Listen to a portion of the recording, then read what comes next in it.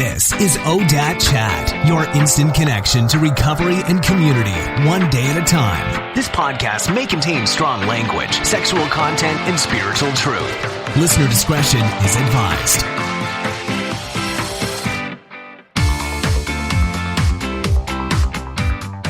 Welcome to ODAT Chat. My name is Arlina, and I'll be your host. In case you didn't know, ODAT stands for One Day at a Time.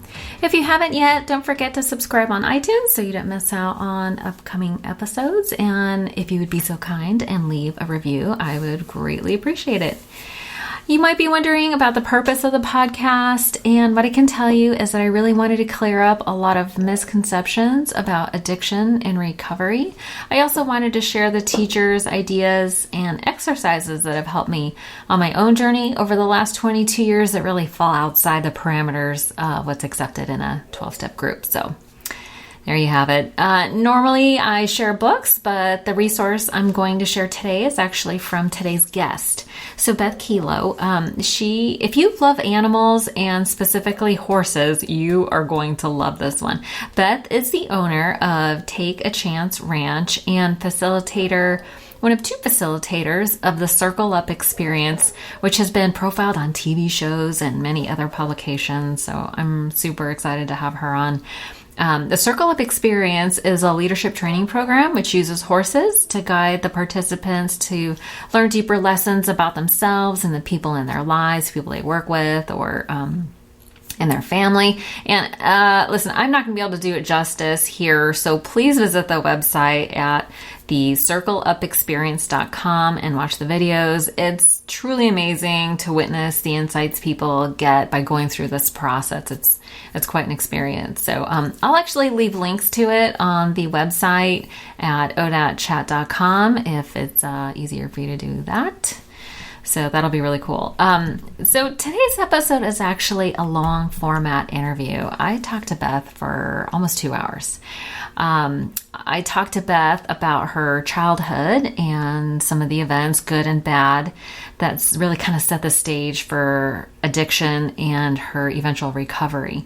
And for me personally, there have been times when I hear people's stories and I'm just left feeling shocked that they even survived. And this is one of those conversations. Beth is very transparent and authentic and so open about her experiences.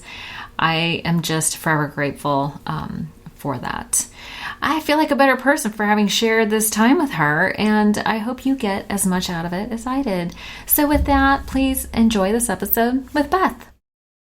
Well, Beth, thank you so much for coming and joining me on the podcast today. Thank you for having me. Yeah, we've been friends for a long time. Before you got here, I was trying to think, I wonder how long it's been.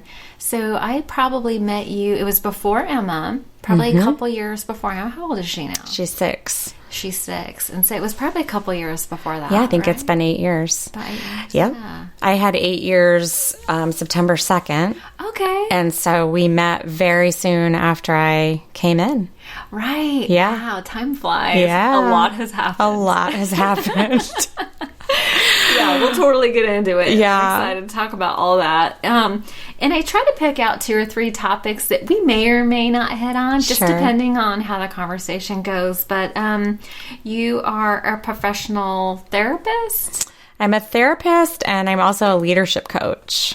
Yeah, I am so excited to talk about the leadership coaching because you do it in a very unique way. So you have a ranch. Yes. Take a Chance Ranch. I'm going to ask you to tell me the story about that. Okay. But before we jump into sort of like the warm-up questions and your experience, strength, and hope, tell me just a little bit about the Circle Up experience.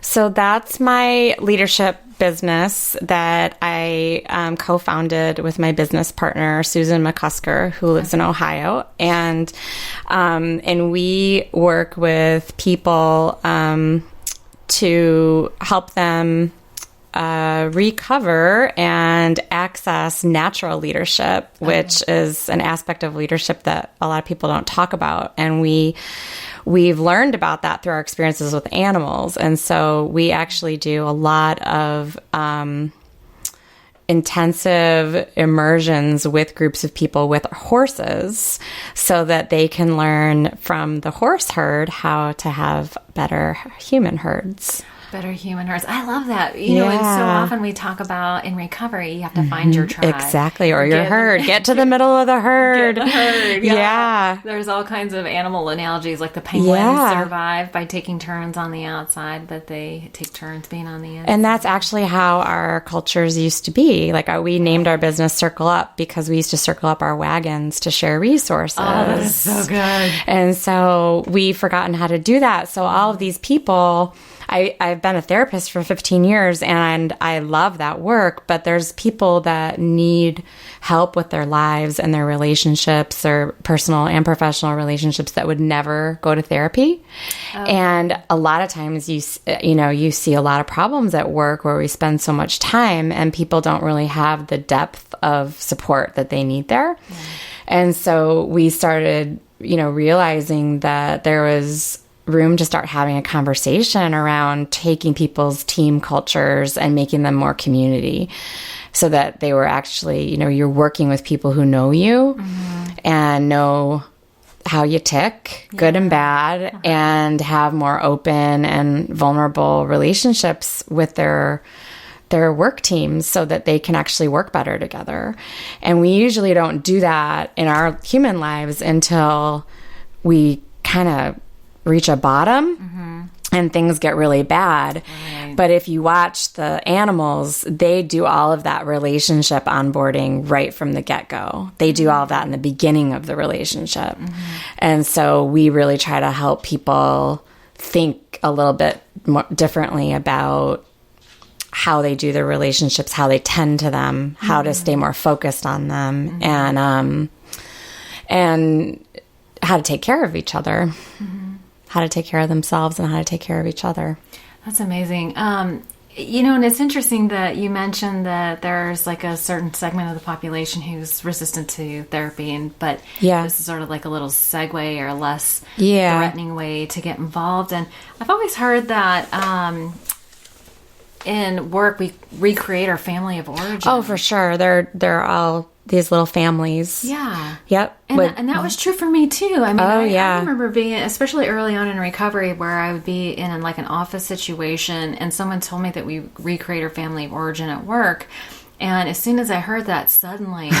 You can see it. Oh, there's my mom, that's my dad, that's my sister. It was really interesting. And there's me in the center of it doing, my 4-year-old self and my 12-year-old self, oftentimes 12-year-old self and my 18-year-old self. And so we bring all those parts of our development to all of our relationships. And so, in a lot of the leadership development or team building that's out there, it's very intellectual, it's superficial, it's learned in a book, and it's a lot of catchphrases, and it's a lot of hyperbole, theory. And then the other thing that it is, and especially in Silicon Valley where we live, it's very concierge based. So it's like, we're going to do a team thing and we're all going to go get on a boat and ride around the San Francisco Bay, and now we're all so much closer. And I don't know about you, but if that had been me in the workplace, like that would have been like, Beth's hanging over the side of the boat puking again, and maybe we'll never talk about that when we go back to the office. Like the awkward Christmas party. Yeah, exactly. To the team building. The team building. Yeah. Right. But people don't understand that you actually have to kind of get into the trenches and do more relationship work to really build a team. Yeah. And so, so sometimes we end up with teams that really have hit bottom.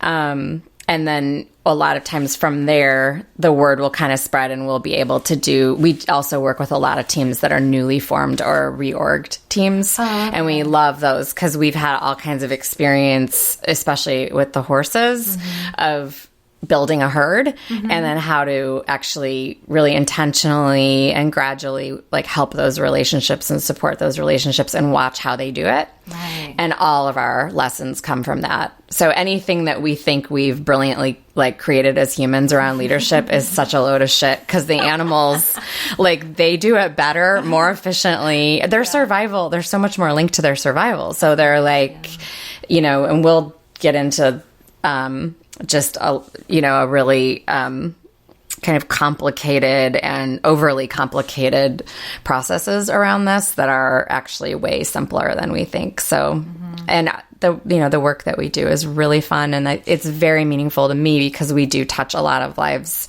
in that deep way, and that would, and it opens up that door of how else does this happen in your life. And so these, people that are developing themselves in work will end up talking about how they start applying it at home. And that's really that was sort of my calling, was like, let's help these people at work, because that's going to touch all those families' lives. Absolutely. Like, all those people are miserable at work and then they go home to their families, and that's tragic. Well, so it makes sense because we're bringing the same skill set from home to the office. And if all your tools are broken, they're just going to be as useless at work as they are at home. So that makes sense. And when we know better, we do better type of stuff. So that's amazing. I love that you're doing that kind of work. And I've had this thought lately, and it feels very like beauty pageant response, but like trying to bring world peace. Right. It sounds very like super idealistic, but it is actually, I think, a realistic expectation, because the work that you're doing, I actually wanted to tell you that I saw the episode that you did on, what was it? It was called Startup. The show's called Startup, and it's a PBS show, and and it's now available on the PBS website to be able to see. Yeah, we were on there. It was great. That was fascinating. Okay, it was terrifying and fascinating. I can't imagine, but two things popped out at me right away. Was that this, just the way you guys hung back and were able to observe how this man interacted with the horse, the things that he chose to approach the horse, and how profoundly it affected him. It was the experience that was different. And like you were saying, it's not academic, it's not intellectual, it's authentic. Absolutely. It's an experience, and I could tell he got emotional. He did, and actually that was a very edited, segment, because they were there for 12 hours at the ranch. So we worked with the whole crew, and we it was an amazing thing, and it was really, really profound. And I mean, when you talk about like the creating world peace, I think that it's important, and my sobriety is part of my social activism. Okay. And I don't go preaching about sobriety, and I will certainly answer questions or listen or talk with people if asked, but I'm very honoring of our traditions. And but my being a sober person and being an awake person and an aware person, and trying to stay grounded in my purpose and being of service to others, that's the most grassroots thing I can do. And so it starts there. And so our work, it is, there's all different layers of social activism. And so for us, this, this is an intimate form of it, is because it does, how we affect one person affects many people. And so, absolutely. Yeah. I love the work that you're doing. Thank you. I really do feel like it really heals the people that you work with, but I would imagine it's healing for you as well. It's been huge. Yeah. And especially because this is something that I've wanted to do all along. And I didn't, when I became a therapist, I researched it, and I have a file that I still have that I created like 15 years ago about this. And I put it away because I doubted myself, and I doubted the world's reception of that work. And then it seemed like, you do what? You're going to do what with horses? And I don't understand, and help me make that connection. And I have to say that I was doing so much hiding out in so many areas of my life because of my alcoholism. And the more sober I've gotten, and the more I recovered, the more I'm able to show up and be who I am.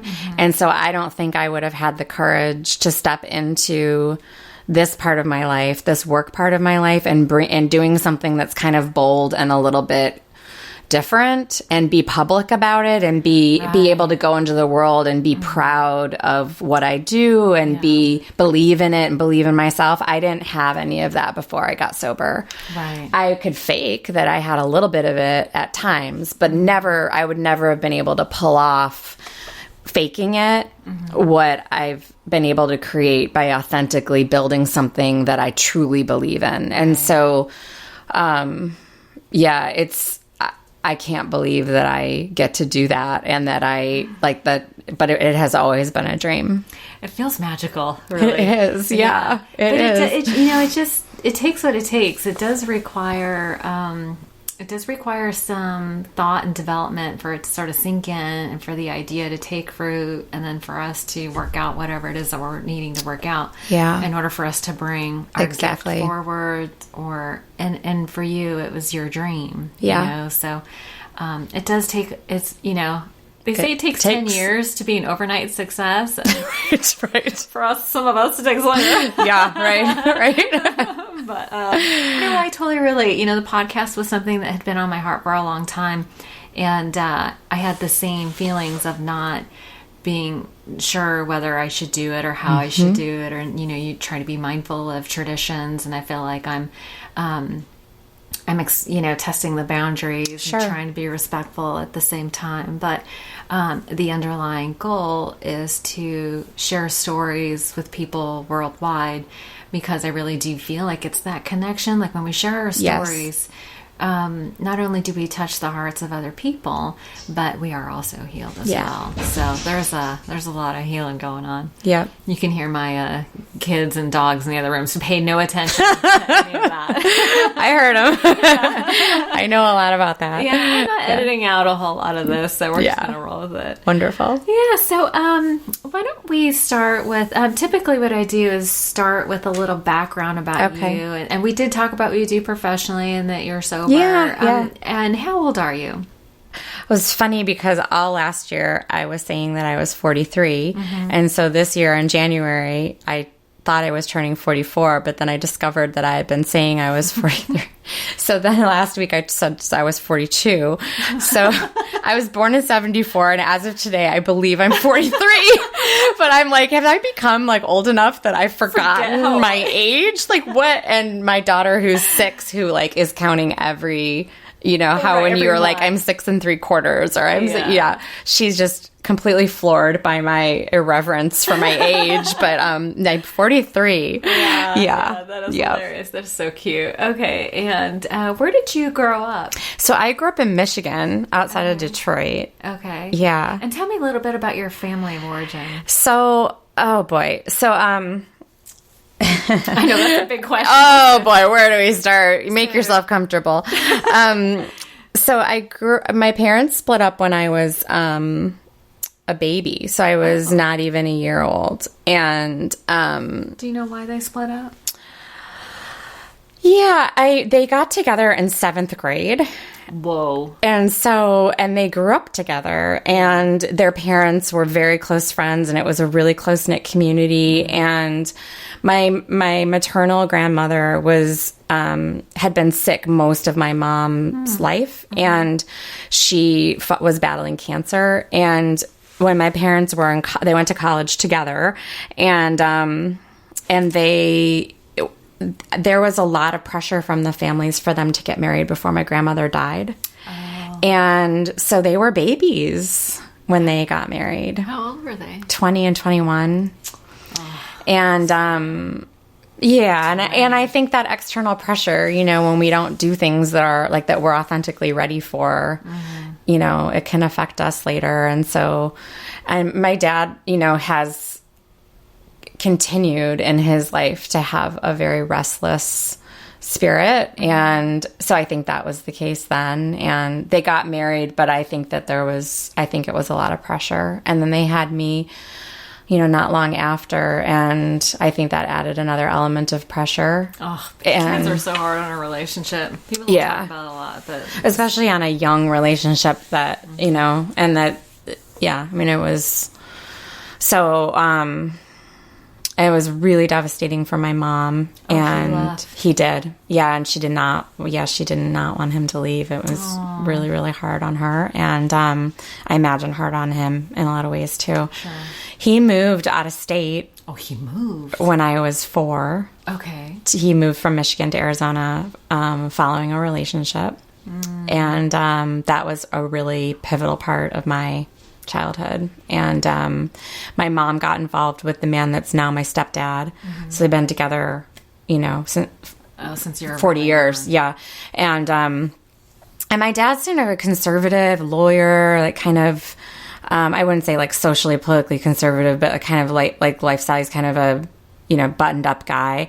And my mom's always had this incredibly free spirit, like Opposites attract. yeah, like really free spirit. And I think she would try to button herself up, for him. And This is your stepdad you're talking about? no, my actual Your dad. biological father. Yeah, but when she got together with my stepdad, he's like a hippie, and so they were like really hippies. And the house that we moved into with him was called the Mushroom Manor. Oh, perfect. And we had like a flag in the front yard with psychedelic mushrooms flying on it, and yeah, there was a lot of crazy stuff there. So did your well, I'm gonna venture to guess that your parents used drugs and alcohol. So my dad drinks, but not. He was never a drug user, and like I said, he was pretty buttoned up. Okay, and you're so fine. and my mom is like a teetotaler.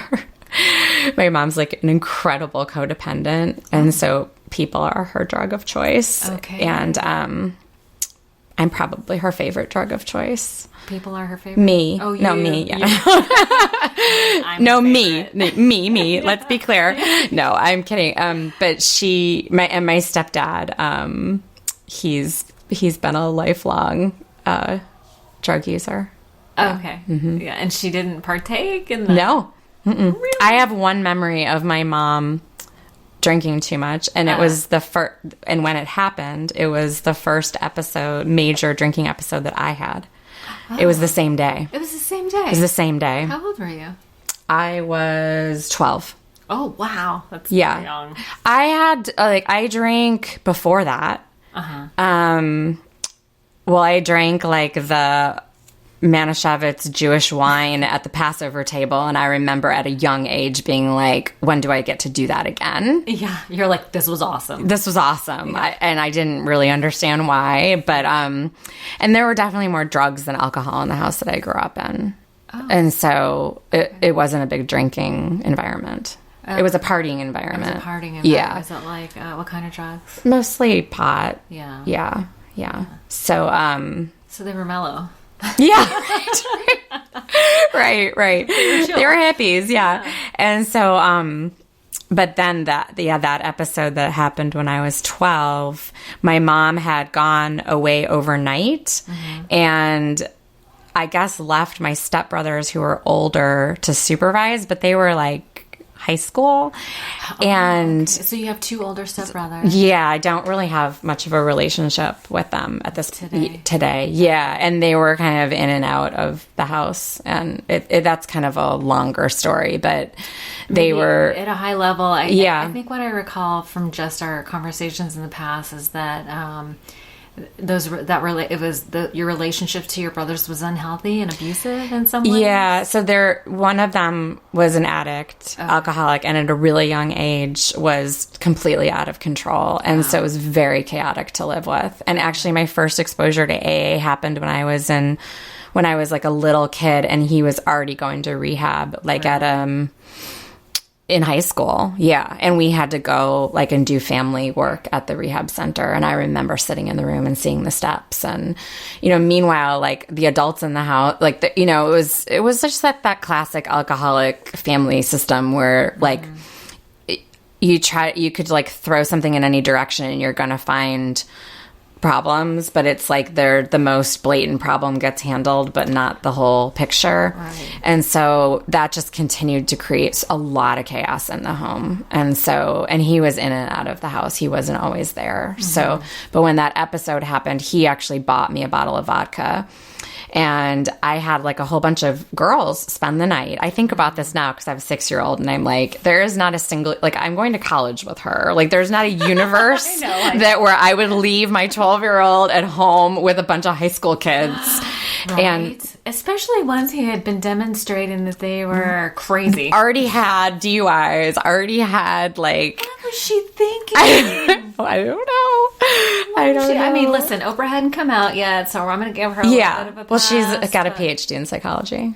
Oh, for fuck's sake. Yeah, I know. I love her, but and it's one of the hardest things. We've done a lot of healing in our relationship, but I think it's one of, but it's one of the hardest things for her to live with because she has looked at it and she sees that she made a lot of mistakes. Yeah, and you were hurt. I was totally hurt. Yeah. I mean, I made those choices too, and my disease was like up and running pretty young. But the environmental circumstances made it really easy for my alcoholism to thrive. But I think also, like, there are certain choices that should not have been available to you. For sure. You know, and I hear a lot of ownership in the way you talk about your story, but I also think that when you're little like that, you shouldn't have certain choices available to you. Totally. Like when you do a fourth step and you get to that column and you're like, you know, taking across the line items, like, you know, this happened and this asshole did this shitty thing to me. And then you get to that fourth column and you're like, yeah, but I was 4. What's my part? And sometimes we just don't have one. And and there were definitely a lot of circumstances around that family life where it, you know, those were my circumstances, and they were the mistakes of adults. So my stepbrother bought me the vodka. My best friend and I, who had like a pretty competitive friendship at that age already, we sat there and took turns taking shots and using candy canes as chasers. Oh my God. And finished the bottle. How old were you? 12. So I was like, you know, I'm like a little person, right? I have a 13-year-old that did that. Yeah. So I'm only 5'3" now, and I was still growing, and I was like a little nymph. Oh, right. And you were probably 80 pounds. Yeah. I was probably 80 pounds. Yeah. And it was like a complete blackout. Yeah. My best friend went into a coma at my house. Ambulance, like, I don't remember any of it. Oh my God. Oh, because you were also totally blitzed. Totally. Yeah, I mean, we were like really sick, super scary. She was in the hospital for a few days. And she could have died. She could have died. Like, we both could have died. There was a lot of liquor. Go into a coma? I don't know. I was like, I had a formidable... Did she beat you? No, I'm the winner. Well, it depends how you look at it. Like, her... She drank more, so she went into a coma, but I was still standing, so I can like... I think I might win. It's like Raiders of the Lost Ark. I drank her under the table is what happened. Really? Yeah. Well, I remember in the morning... And you didn't go to the hospital? They didn't try to pump your stomach or anything? No.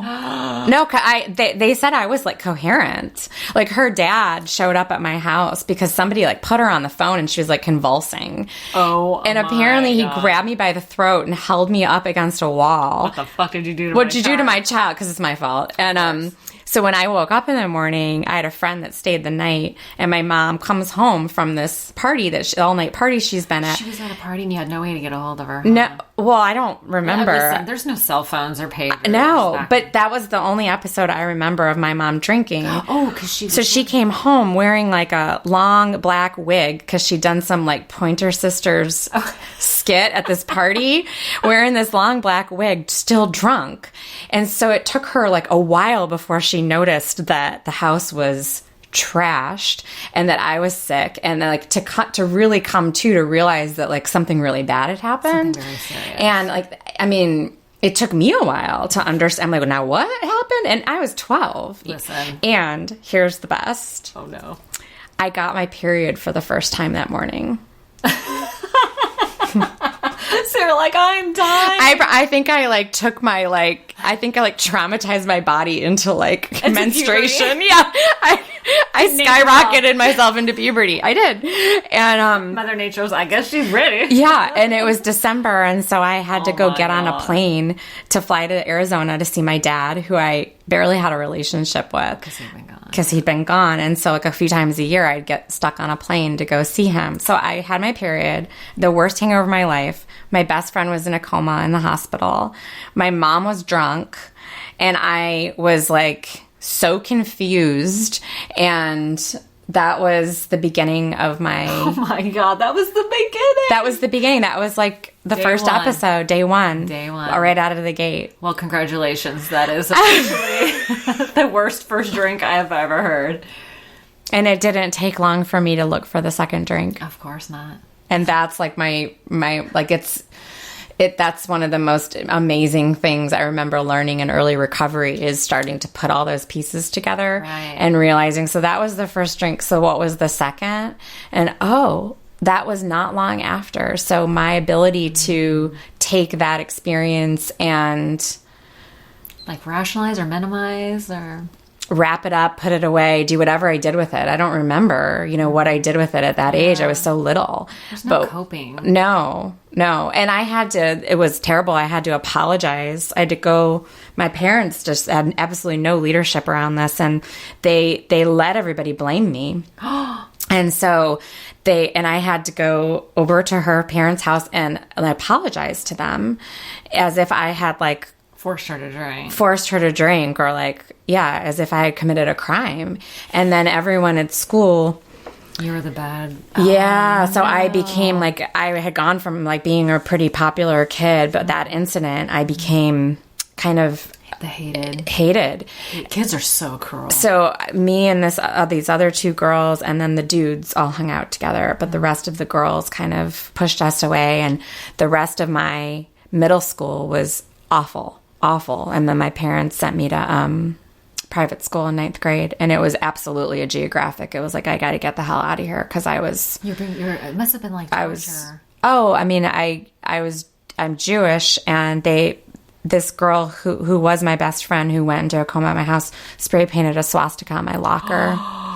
It was like hate crimes. Like back then, that's not the way. Yeah, like now we have labels for this, but it was a very traumatic year for me. Very traumatic year. So at 12, you're in junior high already? I was in junior high. Okay, so your entire... I'm a year ahead because I went ahead of grade. So which was hard. So you're younger. Yeah, so I graduated at 17. Mm-hmm. Oh, okay. That must have been really hard. Okay, so that must have been 2 years of hell. Yep. I went to... and when you say they sent you to private school, high school, was it like a boarding school? Was it a way? It is a boarding school, but we lived close to the school, goodness. And so a large part of the school population lives near there, and then lives nearby. And I got arrested for the first time right before I started that school. You just could not catch a break. Oh yeah, I had a part. Yeah, I wasn't just like being bullied and the victim of hate crimes. All right, like let's just be clear. I was.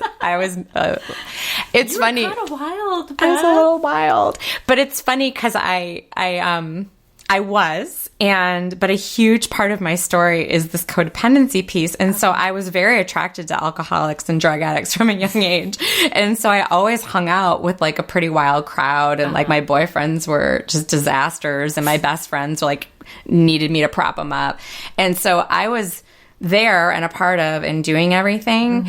But I always say that my codependency saved my life because I had one hand around the neck of a bottle and one hand around the neck of an alcoholic.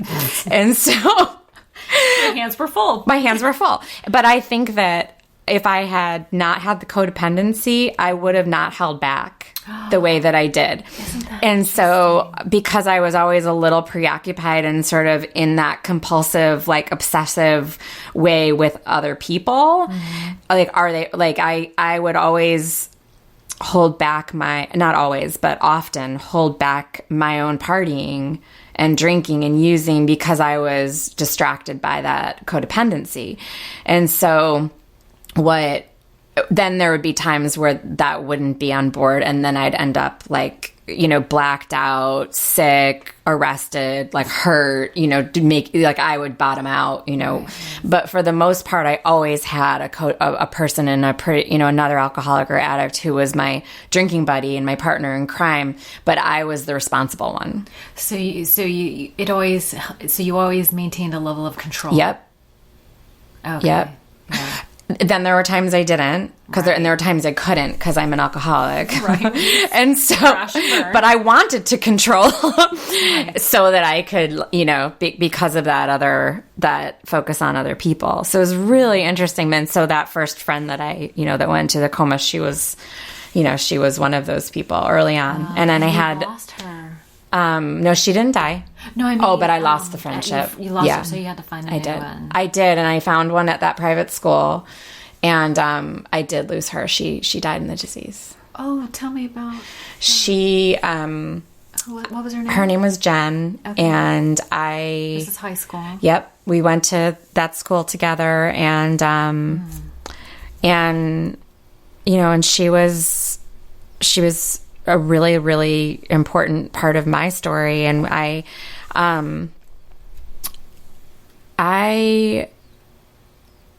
did a lot of focusing on her, a lot of propping her up, and she was just up and running with her disease at a really young age too. And she had a lot of trauma in her background. And what kind of trauma?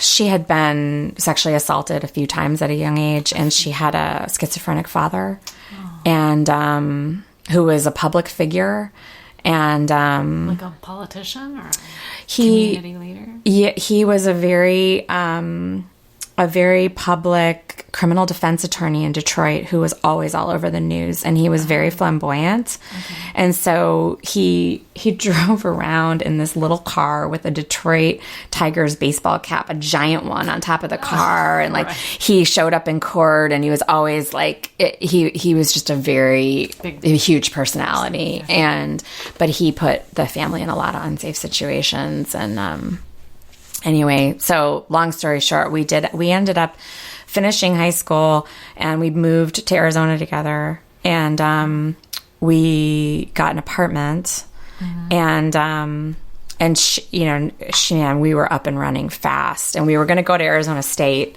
And I say we were going to go because that was our plan. You hadn't actually been accepted yet. No, we were in, but we were enrolled, but we just didn't make it there very much. And didn't actually go to class. Didn't go to class much. And went to school, not class. Yeah. So we lived in this apartment, and we had some enabling parents that thought it was okay for this 17 and 18-year-old with not great track records to get an apartment together and give them money and cars and send them off on their way. And I went to visit some friends in New Orleans for a long weekend because I needed a break from school. I was thinking, this is going to be a disaster. Who co-signed all of this? It's so funny. I look back on some of these stories. What were they thinking? And so I went to New Orleans. I whooped it up there, partied like a rock star, came back. She had sold all of the furniture in our apartment. What? Including my mattress. She left me my box spring. What? Why? I don't know. My clothes. She sold her belongings. All the furniture we'd bought was gone.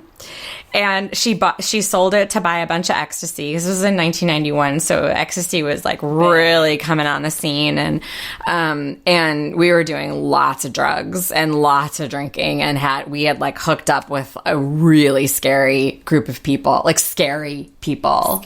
Oh yeah, people that manufactured drugs and from large quantities, a lot of Mexican border stuff, oh yeah. There's me. Hi. Sweet Jewish girl from Detroit. Sweet yeah, right. Sweet little Beth. And she'd sold everything because she got a great deal on a bunch of ecstasy, and her plan was to sell the ecstasy so we could buy better furniture. But here's the best part. She let these 3 people move into our apartment with their pit bull, and over the weekend, the dog had a litter of puppies in our hall closet. Oh my God. And I was gone for like 4 days.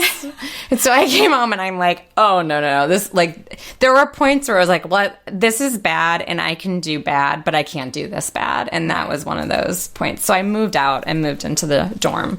Okay. And, with the clothes you're wearing. Pretty much, yeah. Okay, now, this is interesting, though, that she was able to sell all your... I was thinking, well, she must have been a fabulous salesperson to be able to... Only you would come up... It's too bad she's dead, so we can't, like, get some sales coaching from Jen. Yeah. Sounds like a fabulous salesperson. Right.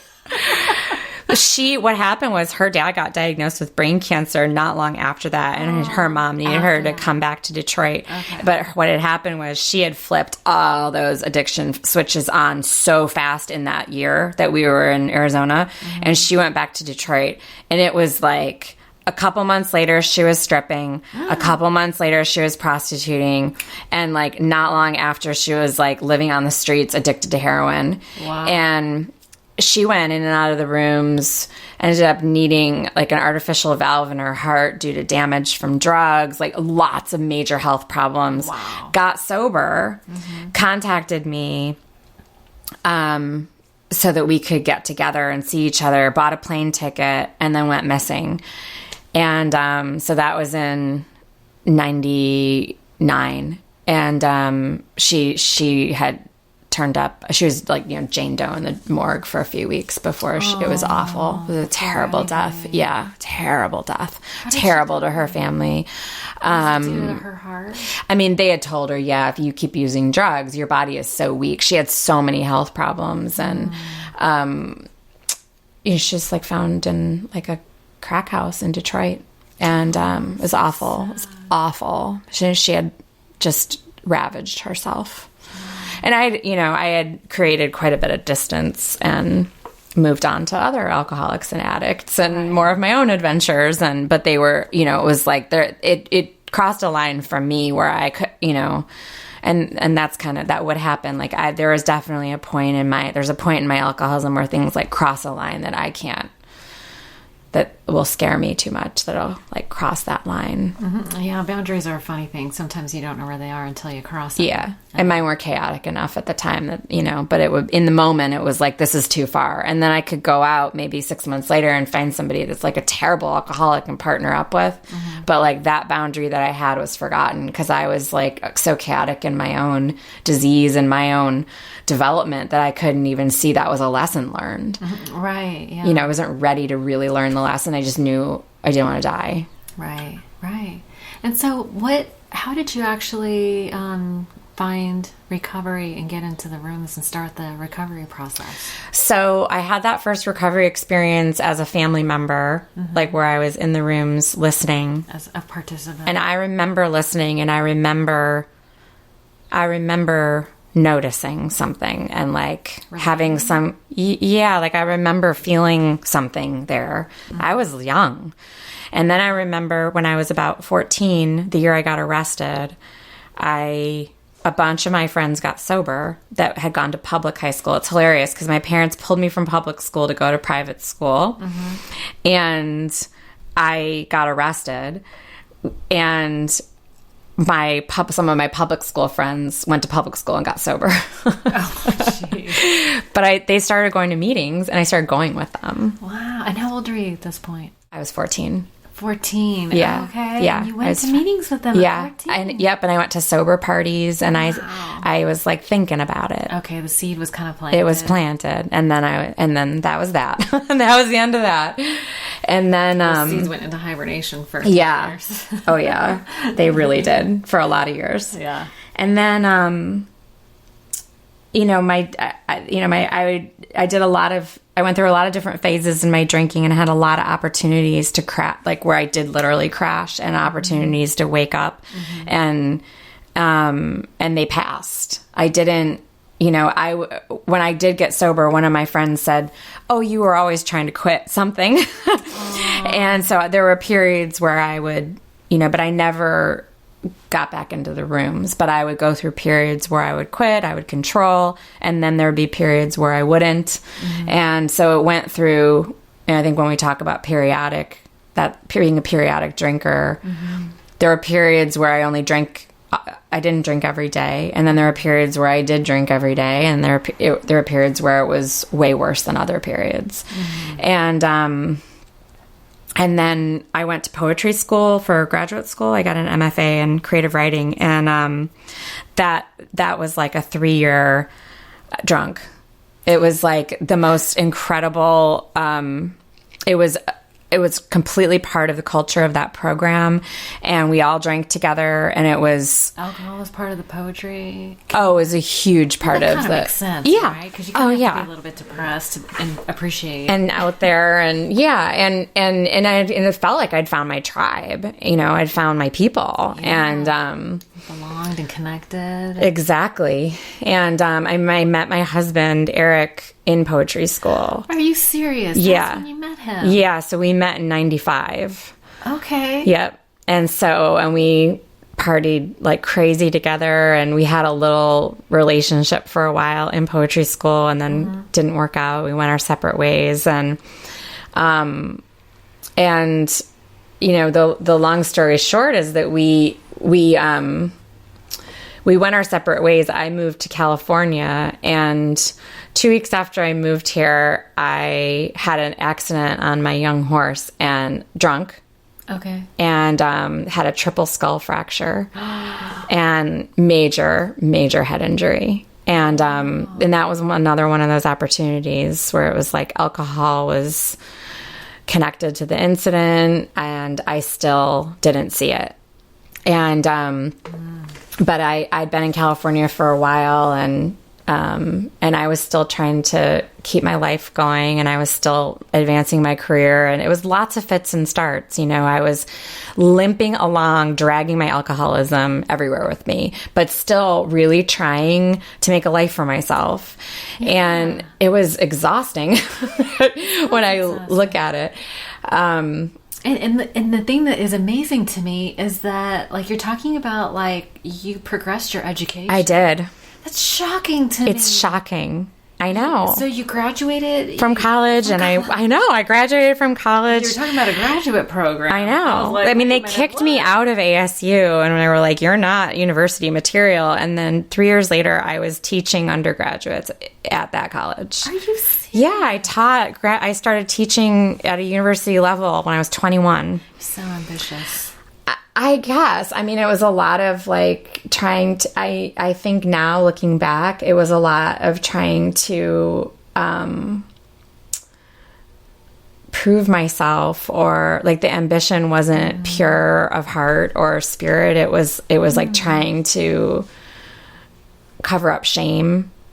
So all the fits and starts, it was like these big messes, and then trying to crawl and scramble and frantically put myself back together and be okay, you know, and look okay and make it look okay. And so I could for a while. And then, but poetry school was a challenge because it was like I was supposed to teach and be in this graduate program, and it was a pretty prestigious program. And where was that? At Arizona State. Yeah. And yet, like, there was this, you know, culture of drugs and alcohol that we were all participating in, but it was part of being like the drunk poet, and it was okay. And I mean, that was like, I absolutely like look back and think that was, I drank every day, and I had night sweats, and I had shakes, and I people say, like, well, did you drink in the morning? No. Well, yeah, I did, because I'd wake up at noon and start drinking. And I drank with my students. I drank with my professors. I mean, it was bad. Everybody was drinking all the time. It was huge. So I moved to California, and I was like, after poetry school. Yeah, I was going to kind of straighten up and stuff. And 2 weeks later, I finished. I graduated. And amazing. I know. And I got a job here, and I was going to...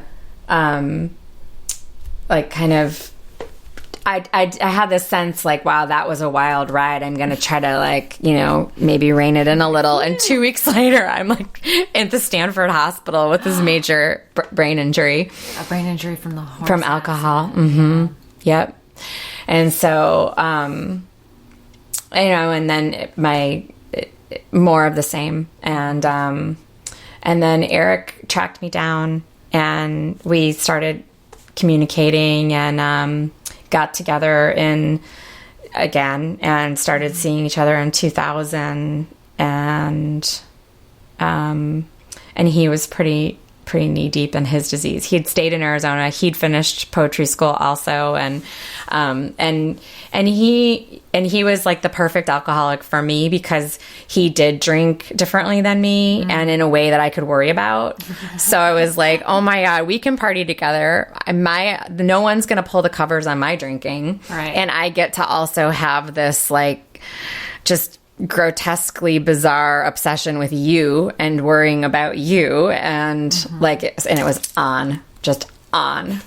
So that's how that relationship started. And he got sober first 5 years before me. 5 years. So you guys were together and he gets sober? He got sober. He was like gonna die. He got really sick with like he was like, you pick him sick. I pick him super sick. I'm like, they either are going to die or they die like fast. Like they're like, yeah, he was like a bloated fish, like floating at the top of the pond. Like he was really bad. The year we got married.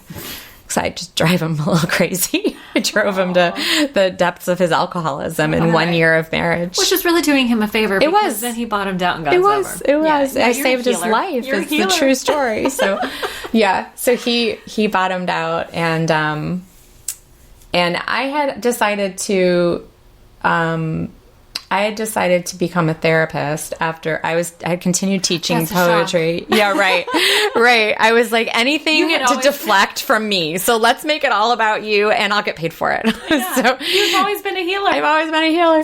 So I decided to become a therapist and I had continued teaching poetry and I taught at San Jose State for a number of years. And I loved the student interaction and I loved those relationships. And I was like, I think I'm doing therapy more than I'm teaching poetry. And so I got into grad school at Santa Clara and went back to school. And I realized when that process started, I started doing some more work on myself. I was like, so I started controlling my drinking and Eric's took off. And so when he bottomed out, I was like, we're controlling our drinking, God damn it. Yeah. But he was so far gone. Yeah. He was all done. So did he go to rehab? Didn't go to rehab, just went to AA. Okay. And oh my God, I thought that was maybe the worst thing that was ever going to happen to me, that he went to AA. Because... Not typically good news. No, it was not good news for my drinking because I didn't realize I had an obsession with alcohol until I didn't have a drinking buddy. And then it was like, well, how am I going to drink? How much can I drink? When can I drink? Can I have alcohol in the house?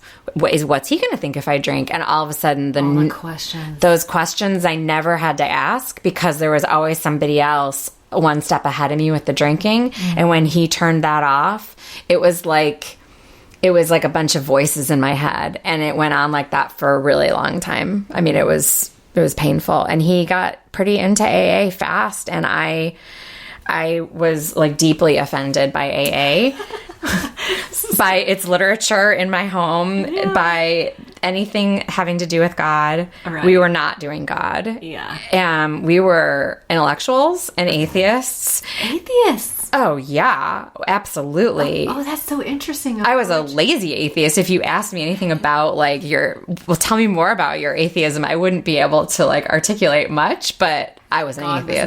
But God was not a part of it. Mm-mm. Yeah. No, it was for stupid people and sheep. Of course. Yeah. It was totally not, that was not, I was more and more, just more, I could do spiritual connection through alcohol and drugs. They call them spirits. Right. That's where I sought. I was seeking that. I mean, I really did a lot of psychedelics because of that. I liked those mythic journeys. Did you do the ayahuasca? Never did ayahuasca. What's the other one? There's another one that I keep hearing about.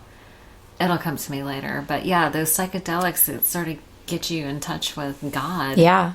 I did a lot of mushrooms, a lot of LSD. Mm-hmm. Yeah. I was seeking for sure, but I was also running and a lot, sometimes the playing with mind states and playing with consciousness is about trying to get connected, and sometimes it's about running and wanting to shut everything off, and it was both for me. It was both. Yep. That's really living in hell, because you have 1 foot in each realm. So that's I can't think of anything. No, it's pretty painful. Yeah. So Eric got sober. I hated God. I hated AA. And then he had a milestone, and I went with him to a meeting because he was going to announce his milestone. And I looked around and I listened. And I remember driving home from that meeting with him.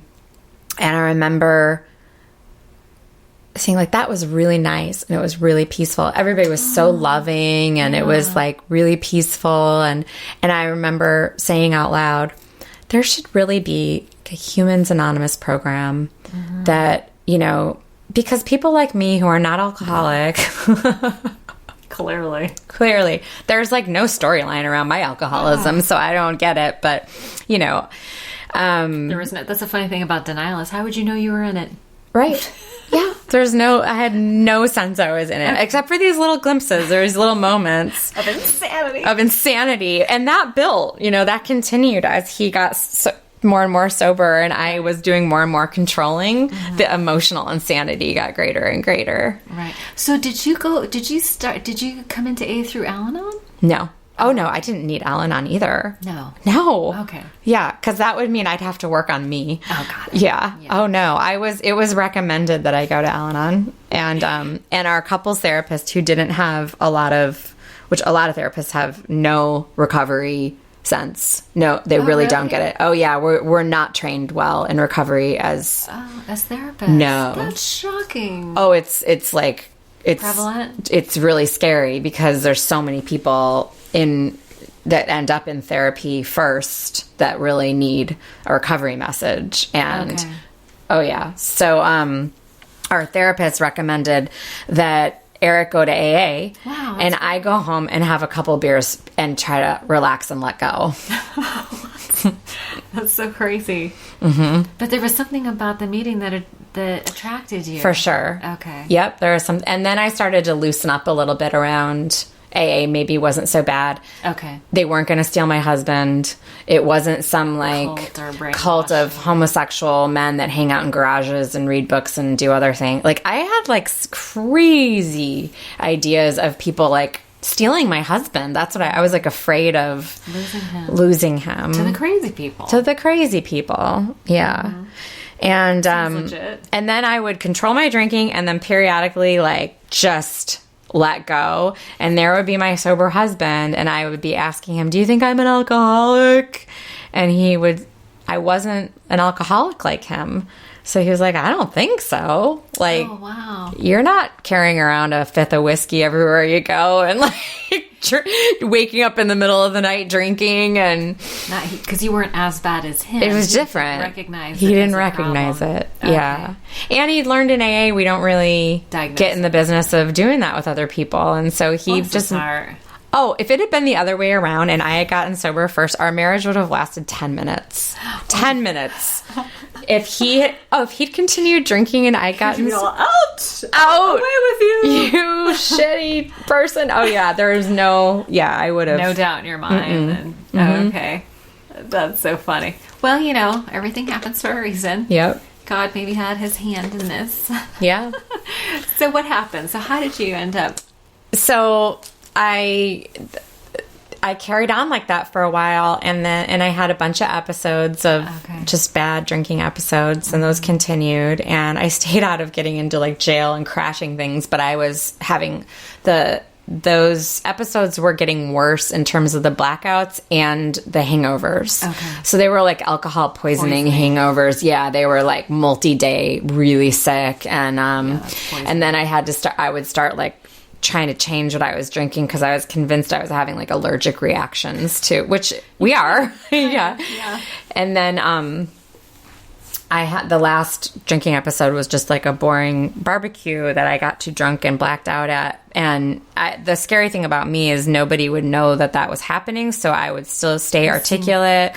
Yeah, and just like when you were a kid. Yep. And the girl went into the coma. You were able to stay standing with like some veneer of terrifying. Fascinating. And so the next day, like I often would have like messages and like things on my calendar, and people would send me emails about like, can't wait to go and do blah, blah, blah with you. And I'd have like I was making plans and probably, I don't know what else. But anyway, so I had one more of those episodes, and Eric slept like a baby the whole night through, and I was up all night so sick. And I had this thought while I was laying in the bathroom. I was crying. I was in so much shame. And I had this thought, you are never going to be able to become a mother and do this. Like, what if your kid needed you? You can't even lift your head. And I wouldn't be able to lift my head for days. Wow. And then I thought, why am I thinking that? Because I wasn't even sure I wanted to have a child. And it was like one of those higher power thoughts, it was a message. And a thought that was not of your own it was mind. Not of my own mind. It was not. And I knew it in that moment, even in that dark moment where I was such a mess, and I was still foggy. I was still drunk, but that thought was very clear, and it was, and it was loud, and it didn't make sense, and yet I listened to it, and it stayed with me. And I woke up, when I went to bed, I woke up the next day, I crawled my way through a few days, and then I said, I can't drink anymore. And I stopped drinking. And nobody said, I just kept saying, well, I'm just not going to drink anymore. I don't think it's good for me. But I was not an alcoholic, and nobody asked me, like, do you need help? Should you go to a meeting? It was like, I must have been sending out a message, like, don't you even go near this, which I can do. You do seem very self-sufficient. Yeah, I come across that way, but I also, like, I can guard something about myself that I don't want anyone to touch with, like, a pretty loud nonverbal message. Like, this is not, like, hands off. Yeah. So I did that for a while, and things started getting more chaotic for me. Like, I did 6 months dry, no program, and I was not an alcoholic. And but I got more anxious, I got more emotional, I got more chaotic, things got more emotionally unmanageable. So it's like I could drink with great abandon, and my life was outwardly unmanageable. And then I could control my drinking and not drink, and my insides got unmanageable. And it was like, you were no way out. One way or the other. And then one of my friends that I ride horses with, who Tammy. Yeah. We were going to look at a horse for me. And because, when your life's chaotic, you should just buy another horse. Yeah, another and so animal. Yeah, right. So she went with me to go look at this horse. And we were sitting in my truck after, and she said, what? So when did you stop drinking? She's been sober. Right. Yeah. And she said, when did you stop drinking? And I told her, she's like, well, so why did you stop drinking? And I said, well, I don't know. And I'm like, oh my God, she's poking at it. Like I remember being like, why are we talking about this? How dare you? Is somebody actually asking me about this? And like, maybe you should go talk to some other alcoholic who's living under a bridge, because it's certainly not my problem. Like, right. But there's super offended. I wasn't, but I remember not having answers because I wasn't used to being questioned. Right. And then she was like, but so since you stopped drinking, you've been feeling really bad? Like things have gotten worse? And I was like, yes, they've gotten terrible. And then she's like, well, have you thought about going to a meeting? And I was like, what? And she said it a second time. And I said, I don't understand. And then she said, do you think you might be an alcoholic? And it was like a moment in a movie where they just freeze everything. And it was a surprise to you. Totally. And I couldn't answer her. I gotta go. Yeah. But then I started looking at meeting schedules. Oh. So it cracked something open. Okay. And then Eric and I got in this huge fight one morning, a Saturday morning. And I had been looking up meeting schedules. Still no real consciousness about why I was doing that, but I knew to look up like, so if I did want to go to a meeting, where might I go? And or maybe I'll have a client who needs one. Right.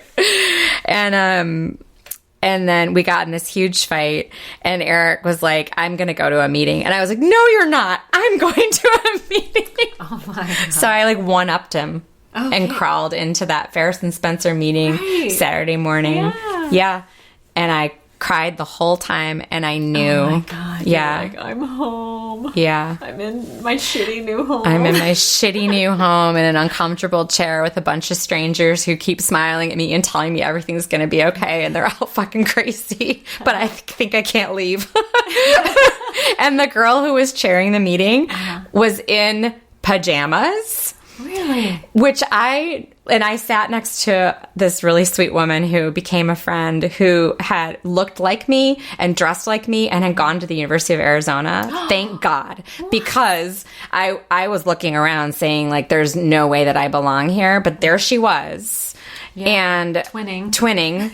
And the person who ended up being my sponsor, her husband was on the other side of me. And there's this girl in pajamas telling her story. Like, full-on pajamas, not like workout clothes, but like full-on pajamas. Flannels and shit. And the most amazing, and I was like, what the fuck is she doing there in pajamas? But the most amazing thing is at the end of that meeting, I walked up to her and I asked for her phone number. I never used it. But the fact that I started the meeting judging her and ended needing her. Aww. Is like the miracle of AA, and it happened to me very fast. And you know what? That has been my experience, that when people share from the heart, it crosses all boundaries. Oh, she totally like lived under a bridge, like literally had lived under a bridge. Like we use that phrase. She really had. Like our stories were super different. I would never be caught dead. Actually, now I'd be caught dead in pajamas, but in a meeting or anywhere else. But then for sure, no. And and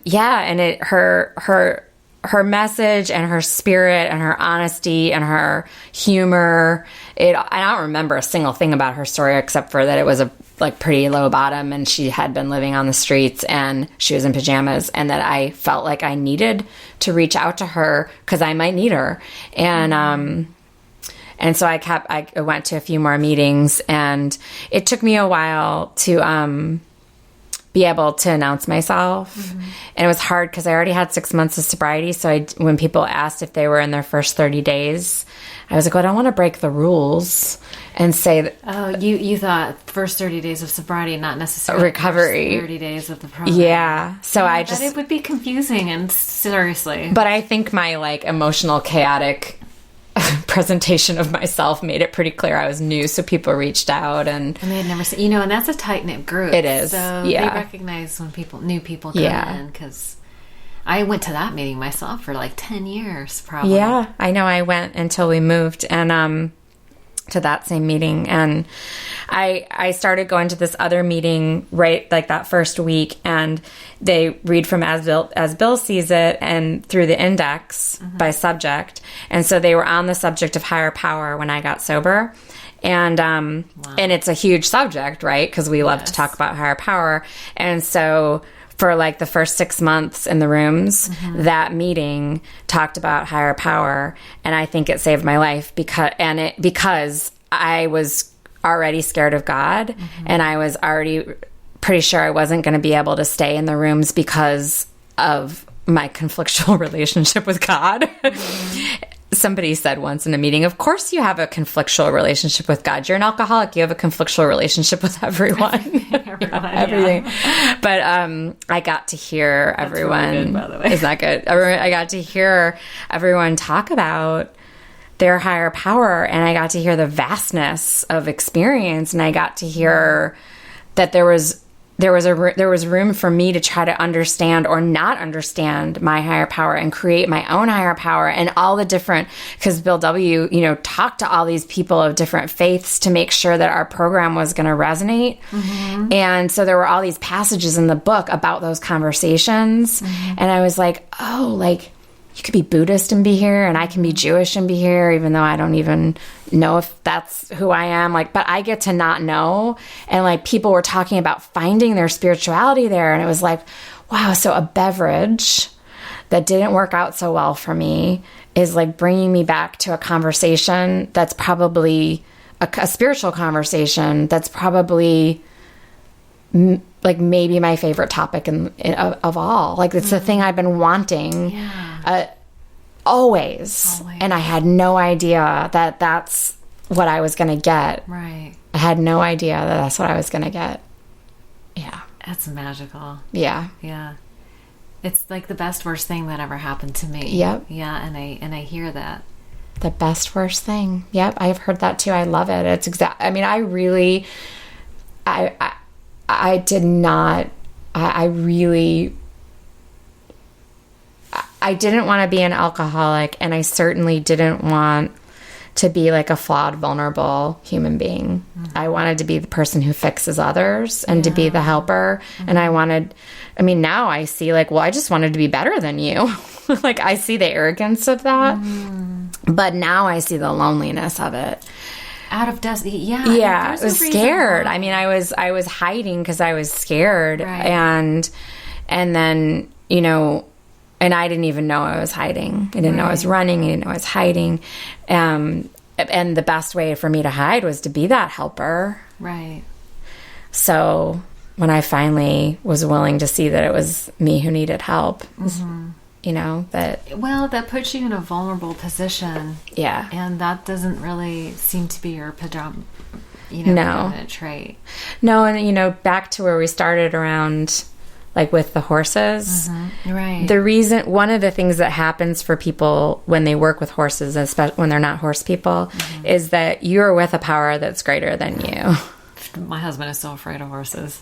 A lot of people are. Yeah. And even if they don't think they're afraid of them, your mammal body is going to send you a lot of signals that this 1,200, 1,500 pound animal that is standing next to you and like snorting like a dragon or running around thundering hooves, you know, that like you're going to respond to that. It's going to wake you up. You're going to have an experience where you feel more vulnerable than you normally do. And you can like slap your resume down and your degrees and your job title and your bank account and say you're all these things. But that horse doesn't fucking care. Right. They care like how you show up emotionally and spiritually in that moment. They pick up on all your energy? All of it. Okay.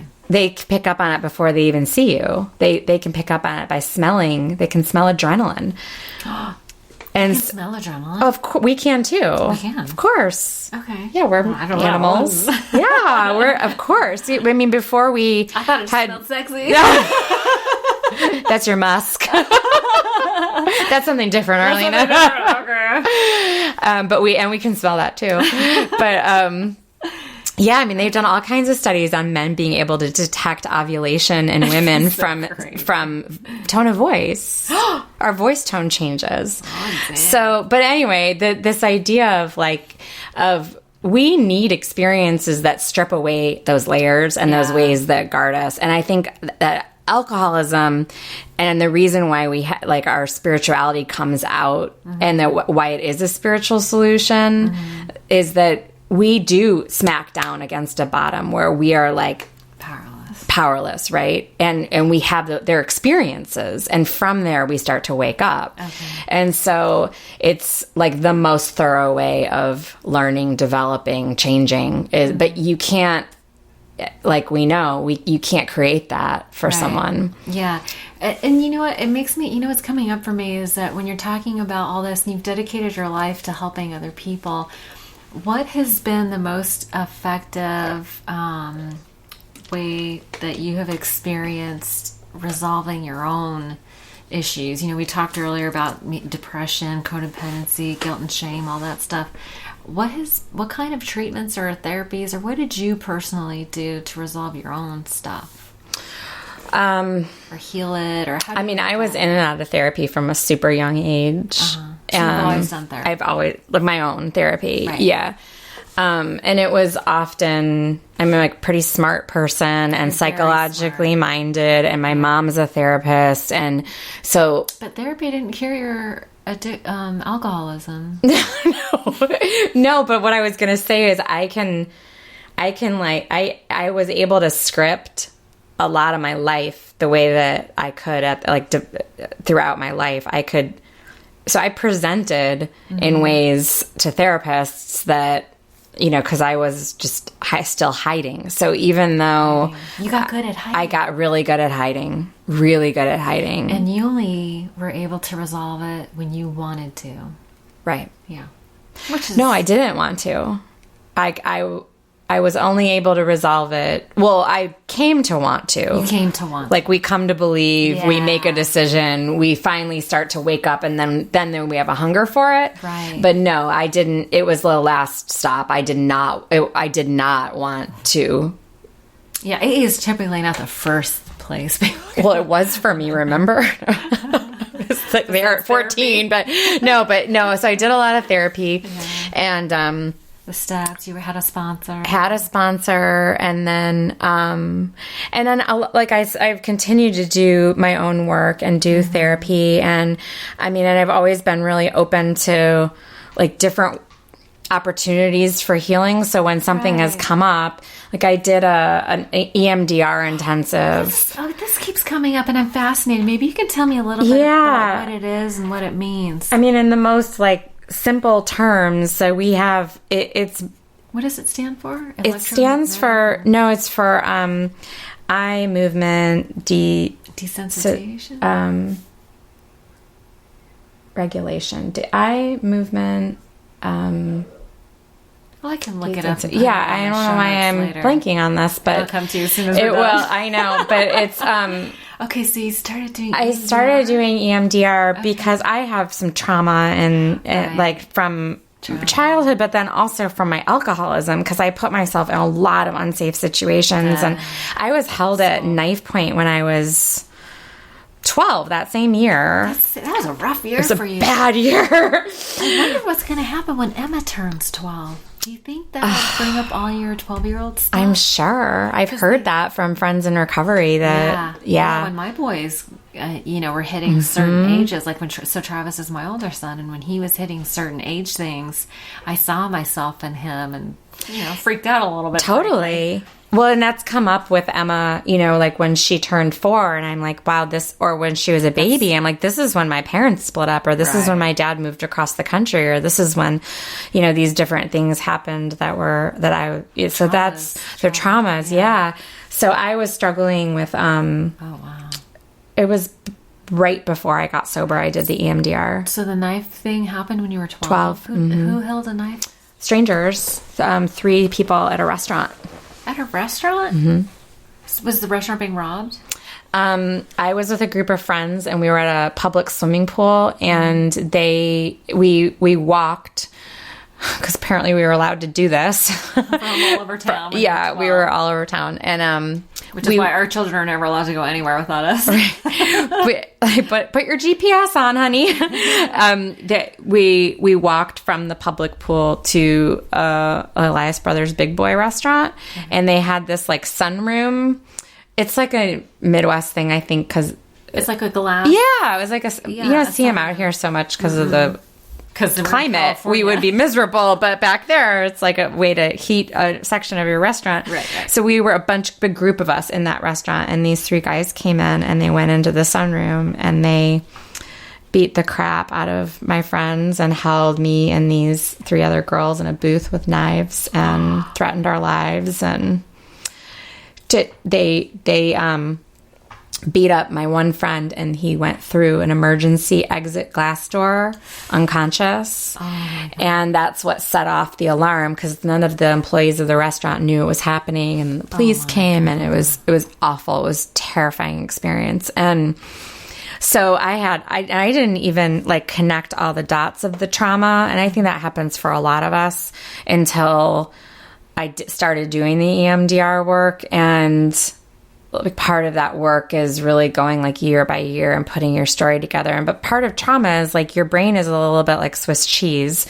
And the EMDR work is when you actually, through stimulating your brain through eye movement, and like some people will use light for that. They'll use tapping on your left and right sides of your body. Or I had to listen to sound with earphones, do the light, and hold these wands that vibrate back and forth. Okay. And it stimulates your left and right hemispheres back and forth because it's actually helping you integrate the trauma kind of gets sort of locked away in a little box. And it's like it doesn't become part of your story, so it never gets processed. And PTSD is like an unprocessed.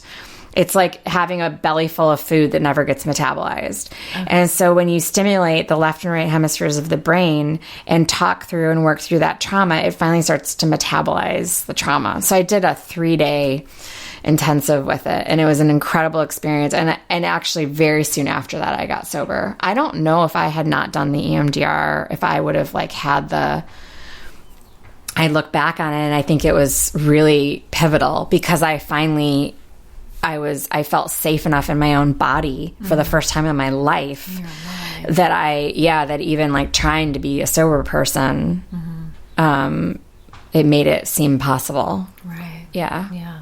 That's amazing. Yeah. And then the horses, the animals have been so amazingly healing for me. How many horses do you have? So I have 5 right now of my own. 5 horses. Yeah.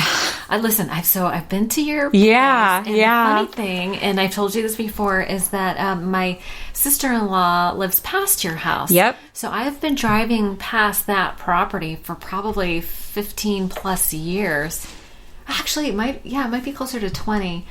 But it's just fascinating. When you gave me your address, I was like, I've been driving past this place. And I've been going to that property for that long. Before it was my ranch, it belonged to my friend. Oh, that's right. Yeah. And I went there because I do sheep herding with my border collies. It's like one of my little hobbies. Yes. So I have this whole world of sheep people that I know. And my friend Nikki owned that ranch. And so I used to take my dogs over there to work sheep.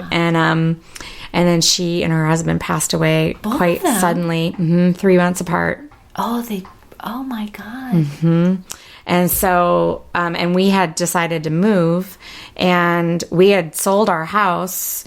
Right. Well, she passed away in January or February. Oh. We sold our house in May, having nothing to do with her ranch. And then we had 3 months rent back to find a property. Okay.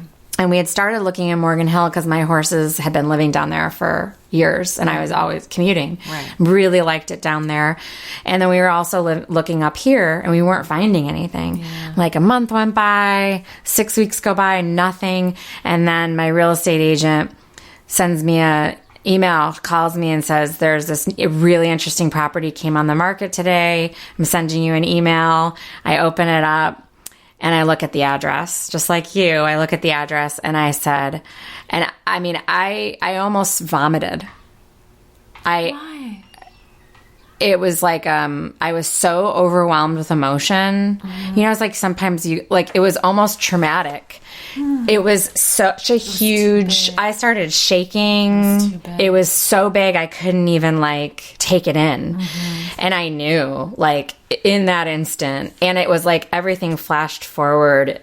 I knew as soon as I got onto that land why I was supposed to be there. And she had said to me, 10 years ago, standing on her land, you should buy my house someday. And she said, you should buy my house. And we were working dogs and we were resting for a minute. We looked back at her house. She said, you should buy my house. I said, are you going to sell your house? And she said, well, someday I will. And I just think you'd really be happy here.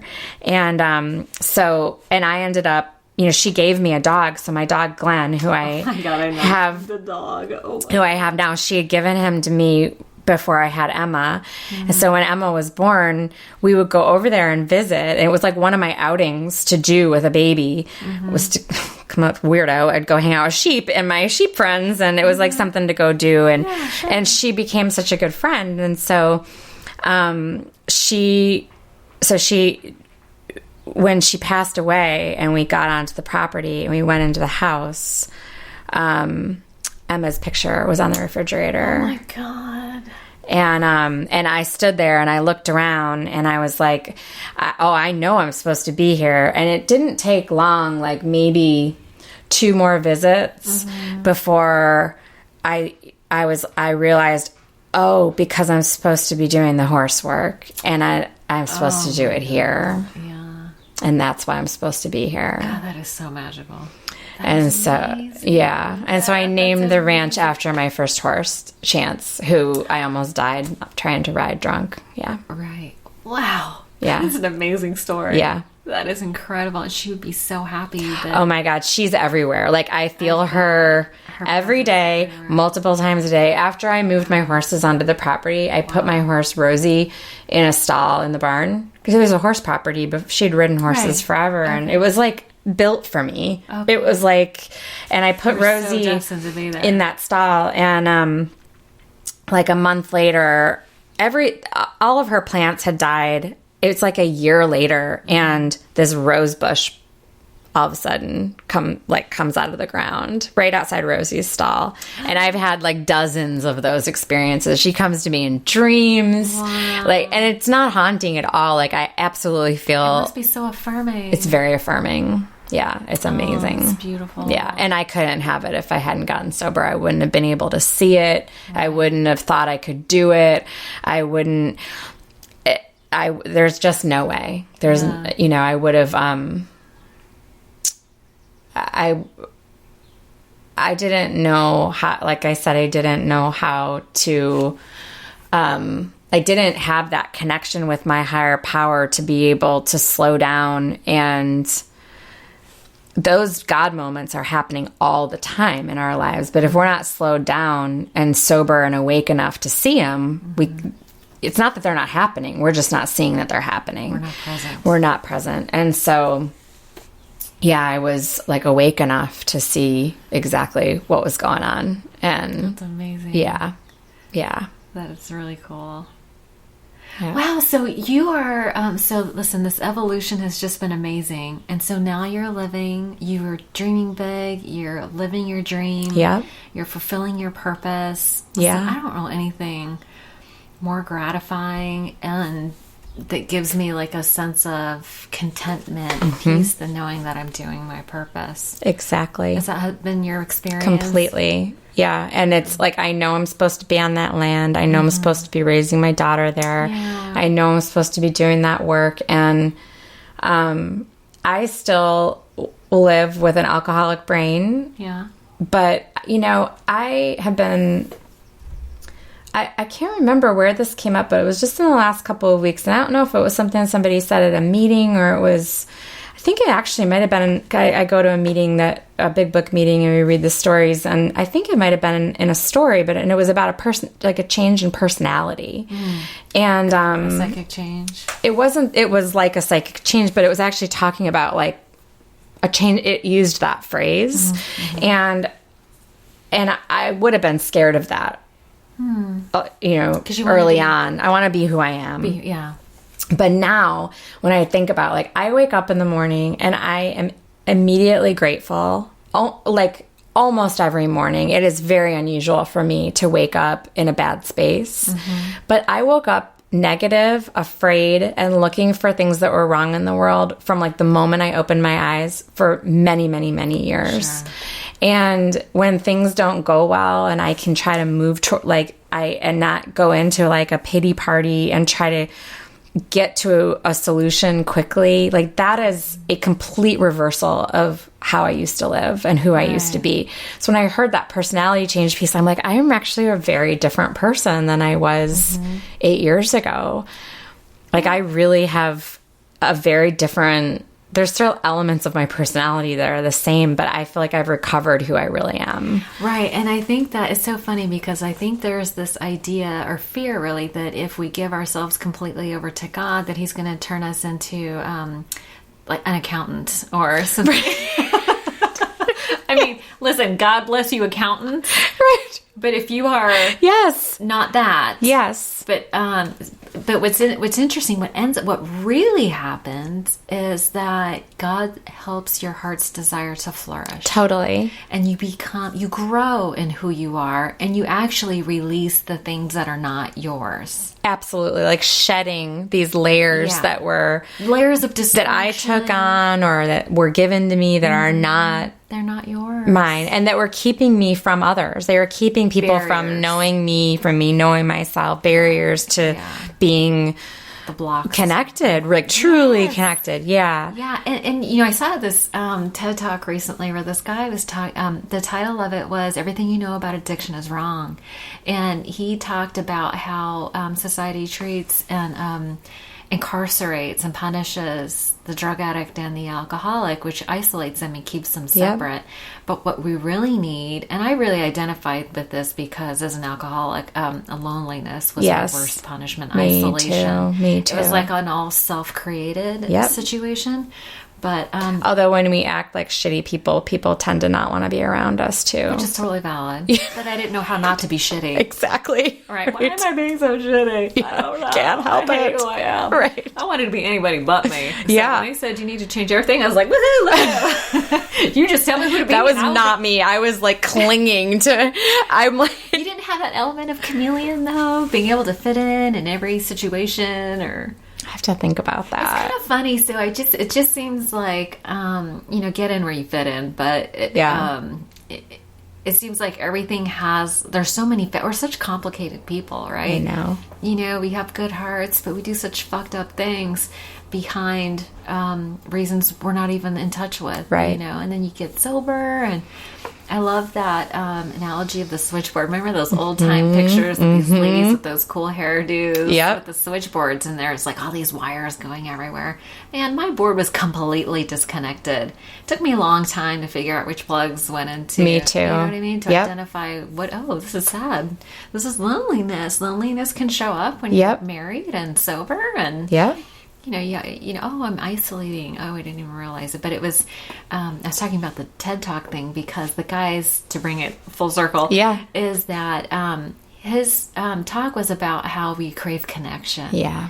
Right? And it's interesting that, deep within every person is this, most people, that there's this concept of God that we're trying to get back to. You talked about seeking. Yeah. And it's this connection. And it's only when we're like in total surrender that we're willing to let go and accept it, but we receive all this love and connection. It's like the thing I was so worried about revealing was the thing that you connected with to me at a heart level. Absolutely. And Elizabeth, our friend, is always talking about recovering our whole selves. Yes. Right? And so as you mentioned, we're shedding all the stuff that's not ours. We're recovering who we really are. We're getting connected. And, you're like the perfect embodiment of living your life's purpose. Yeah. And, and what that can look like. And I mean, I'm finding like a pretty... It was really confusing having a mom who was kind of a wild-spirited hippie and a dad who was super buttoned up and like, who am I? Which one of those am I? And I don't know who I am and which one's acceptable and I don't know who everyone wants me to be. And it's that chameleon part. It was, I did shift back and forth and couldn't find who I was. Mm-hmm. And since I've been at the ranch, we have this creek on the property and it is like seriously flowing right now. Yeah. And we are in that creek, like searching for rocks. And sometimes we're in our pajamas doing it. I've seen pictures. Yeah. And I am like wandering around that property in this like pink cheetah bathrobe and rubber boots. And sometimes I'm laying in the pasture with my horses, or I'm carrying a cat around, or I'm like, I've never had a cat before and I've turned into this like crazy cat lady. And now I've there's this other layer that opened up in the last year where I've gotten really into ritual. And so I'm have these candle lighting rituals and these essential oils and I have these little shrines everywhere. And I'm my daughter loves it. She thinks it's awesome. And my husband, who, is very much that way also, is finally, it's you, and I feel that too. I feel that finally part of me. Yeah, you're allowing yourself to want what you really want. Want what I really want and be fully alive in it and let my freak flag fly without having to be loaded on 10 substances, because that's what it would take for me to let those parts of myself out. Right. And so the poet in me and the the animal person and the spiritual person and the person who, you know, like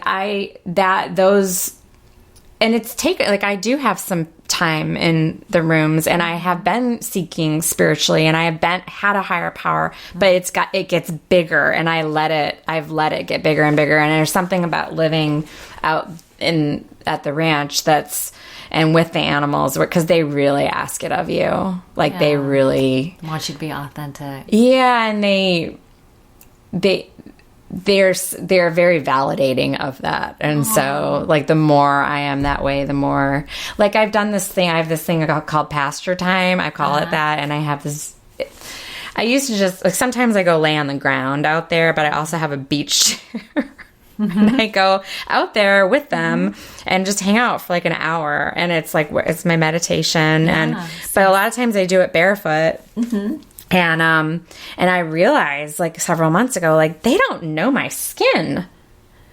Like, I'm always in jeans and a shirt and boots, and like, so they've had this examination of my feet going on. Oh, cute. Yeah. And I'm like, wow, we're like really knowing each other on this they're like fascinated by my toes. And horses? Like, they don't get to do human toes ever in their life. Like, I don't think I've ever seen a human foot. Like, they're always in boots, you know? But that's so cute that they notice that. Oh, my God. Yeah. They're like, it's you. You have these things in their feet. And, like, they're, like, go back and forth between my hands and feet. They're like, there's 4 of them. Yeah. It's so cool. And, like, and I always, like, take that and then think about the metaphor of it. And it's like, where else do we not expose? Like, we don't let others see these parts of us that we don't even realize we don't realize we're hiding. We don't realize it. Yeah. Yeah, because we don't feel safe. Yeah. It's such an illusion. So you feel so safe at home. I feel safe at home. First time in my life. And you're blossoming. Yeah. And flourishing. Yeah. And it's so beautiful. Yeah. I'm so happy for Thank you. It's fun as your friend to watch.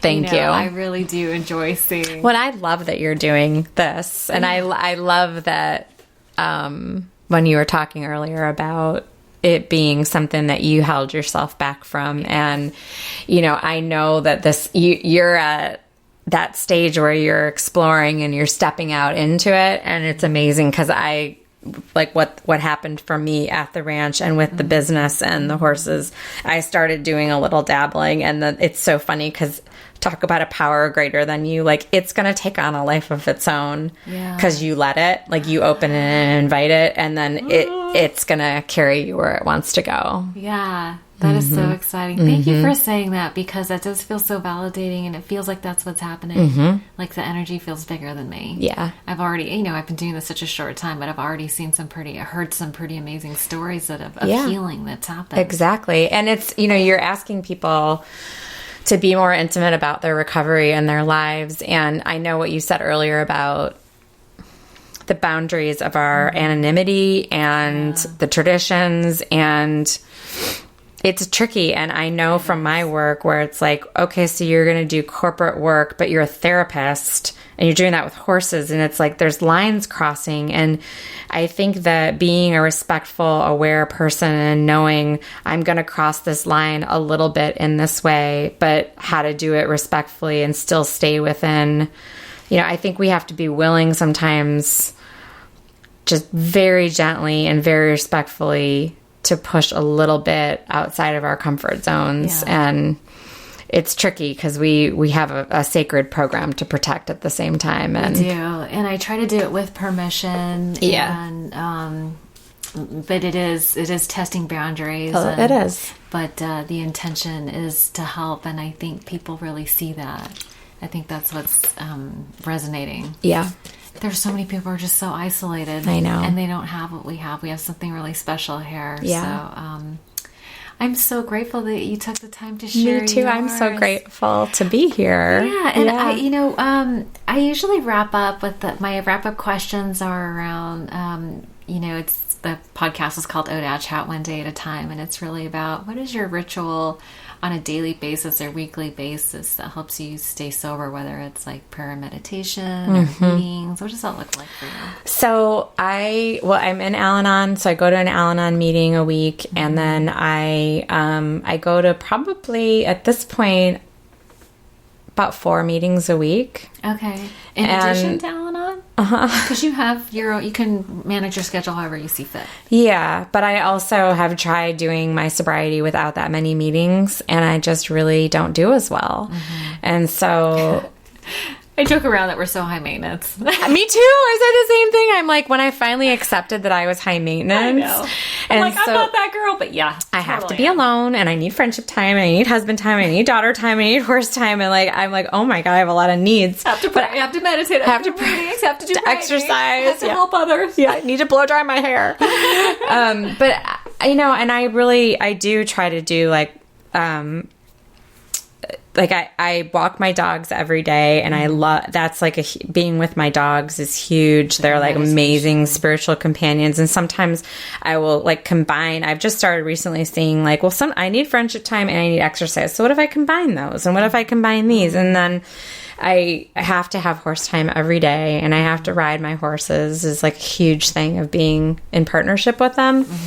But I talk to an alcoholic, at least one alcoholic a day, but oftentimes more like 3 or 4. Yeah. Whether it helps to have one at home. Totally. But it totally does. Yeah. And but I whether it's that I'm sorting through something or I'm listening to somebody else, but seeing things through that lens. So I always do that. And I have actually, like I was saying, my life's got, like, I've gotten all these little rituals going, and they've, you know, they're really like subtle little things. Like one thing that I do almost every day is grab a sprig of rosemary. And I kind of joke, it's like some people pray the rosary. I pray the rosemary. It's a rosemary bush. Yeah. And like I do it on my walk sometimes, and like I'll like smell it and feel the plant. Yeah. And then like I have hundreds of those throughout the day, like little things I've built in, but that pasture time is a really big deal, and it's part of my meditation. And I mean, I going to meetings and talking to others and being in service, and then I usually get up in the morning early. I always light a candle and say a prayer that's very informal, and the way I talk to my higher power and the way I pray is very casual. And then I read from some readers, and sometimes do some writing, and all of those things are things that I poo-pooed and resisted, and you know, they've just and I think that sometimes we think we have to like build in a routine that's very thorough and whole. But what's happened for me is like just doing one thing at a time, and those things start to add up, and before you know it, you've actually got quite a bit of routine and program and ritual in your life. If you can be open to like, well, what if I just add one? Because for me, in the last couple of years, it started with the candle lighting. And as soon as I opened the door for something more like of trying to get into a more reverent space to start my day, it's like it opened the floodgates for my willingness and my openness to do other things. So if it's like a lot of times for me, I just have to get started and be willing to move one step. Right. And that's something I really learned in the program and from the horses. Like they move all the time. They're always moving. And people are like, I'm going to sit right here and do some thinking. And it's like, no, no.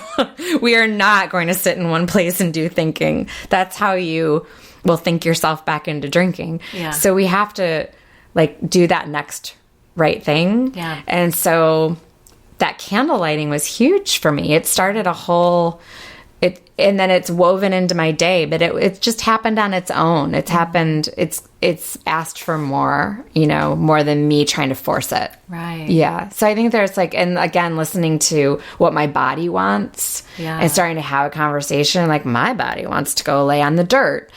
And if you think about that, most of us actually do. Oh, I get it. So yeah. That's very cool. Yeah. Most of us do want to lay in the dirt, as it turns out, or get in that creek, or there's like an adventurous part of us that wants to be tended to. Yeah. Yeah, absolutely. We had started going to lake trips. We started doing on the water, and you're in the water and you're in the mud. Yeah.